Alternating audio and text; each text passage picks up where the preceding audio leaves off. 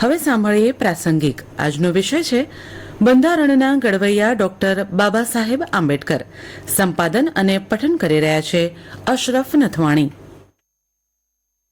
બહુમુખી પ્રતિભા ધરાવતા ભારતીય રાજનેતા, પ્રખર ધારાશાસ્ત્રી, સમાજ સુધારક અને બંધારણના ઘડવૈયા ડોક્ટર બાબા સાહેબ ભીમરાવ આંબેડકરની આજે 134મી જન્મ જયંતિ છે.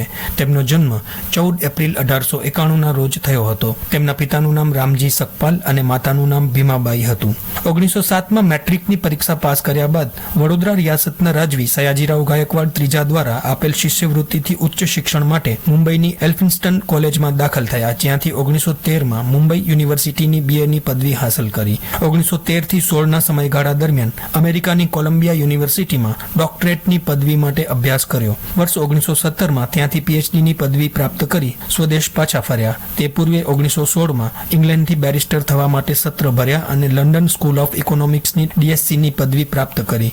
વડોદરા રિયાસતની શિષ્યવૃત્તિ પ્રાપ્ત કરી તે સમયે તેમની સમક્ષ પ્રસ્તુત કરેલ શરત મુજબ તેઓ વડોદરા રાજ્યની સેવામાં દાખલ થયા.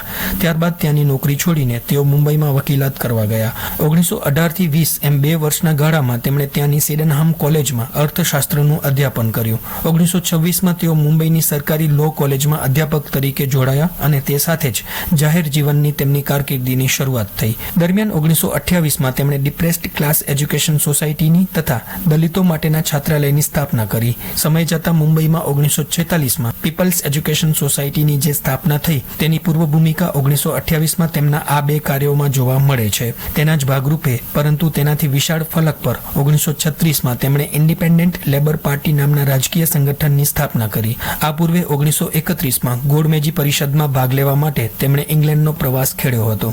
1935 થી 38ના ગાળામાં તેમણે મુંબઈની સરકારી લો કોલેજના આચાર્યનું પદ શોભાવ્યું હતું, જ્યાં ન્યાયશાસ્ત્ર અને બંધારણીય કાયદાના નિષ્ણાંત તરીકે તેમને ખ્યાતિ પ્રાપ્ત થઈ. 1942 થી 46ના સમયગાળા દરમિયાન તેઓ વાઇસરોયની એક્ઝિક્યુટિવ કાઉન્સિલમાં પણ જોડાયા હતા, જ્યાં તેમને શ્રમ ખાતું સોંપવામાં આવ્યું હતું. 1946માં ડોક્ટર આંબેડકરની પહેલથી મુંબઈમાં સ્થાપવામાં આવેલી પીપલ્સ એજ્યુકેશન સોસાયટીના નેજા હેઠળ મહારાષ્ટ્રમાં દલિતો માટે ઘણી શિક્ષણ સંસ્થાઓ અને છાત્રાલયો શરૂ કરવામાં આવ્યા છે.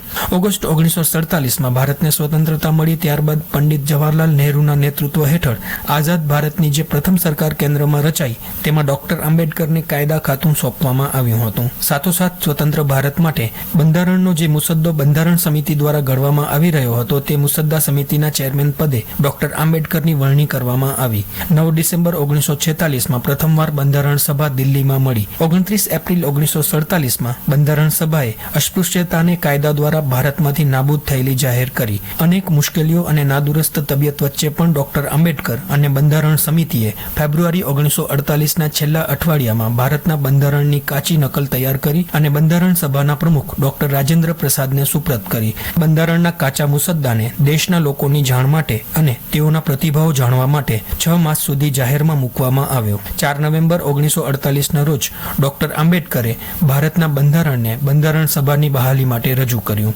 26 નવેમ્બર 1949ના રોજ બંધારણ સભાએ દેશનું બંધારણ પસાર કર્યું. 26 જાન્યુઆરી 1950થી ભારતનું બંધારણ અમલમાં આવ્યું અને દેશ પ્રજાસત્તાક બન્યો. બંધારણની મુસદ્દા સમિતિના અધ્યક્ષ પદે રહીને ડોક્ટર આંબેડકરે ઝીણવટ અને કુશળતાથી જે કાર્ય કર્યું હતું તે સ્વતંત્ર ભારતના ઇતિહાસમાં સુવર્ણ અક્ષરોથી અંકિત કરવામાં આવેલ છે અને એટલા માટે જ તેમને ભારતના બંધારણના ઘડવૈયા તરીકે ઓળખવામાં આવે છે. પોતાના જીવનકાળ દરમિયાન ડોક્ટર આંબેડકરે મેળવેલ પદવીઓ પરથી તેમની પ્રખર બુદ્ધિમત્તા અને વિદ્વતાનો પરિચય થાય છે.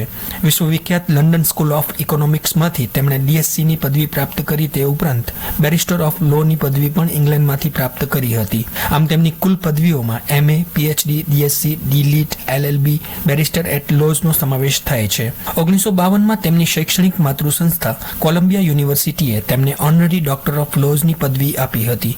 1953માં ભારતની ઓસ્માનિયા યુનિવર્સિટીએ ડોક્ટર આંબેડકરને ડોક્ટર ઓફ લિટરેચરની ઉચ્ચ પદવી આપી. 6 ડિસેમ્બર 1956ની વહેલી સવારે તેમનું દિલ્હીમાં અવસાન થયું. ડોક્ટર આંબેડકરે દેશ માટે જે અમૂલ્ય યોગદાન આપ્યું છે તેની કદર રૂપે તેમને ભારત સરકારે 1990માં ભારત રત્નના સર્વોચ્ચ ખિતાબથી મરણોત્તર નવાજ્યા હતા. હમણાં જ આપ સાંભળી રહ્યા હતા પ્રાસંગિક. આજનો વિષય હતો બંધારણના ઘડવૈયા ડોક્ટર બાબા સાહેબ આંબેડકર. સંપાદન અને પઠન કરી રહ્યા હતા અશરફ નથવાણી. પ્રસારણ આકાશવાણીના ભુજ કેન્દ્ર પરથી કરવામાં આવ્યું.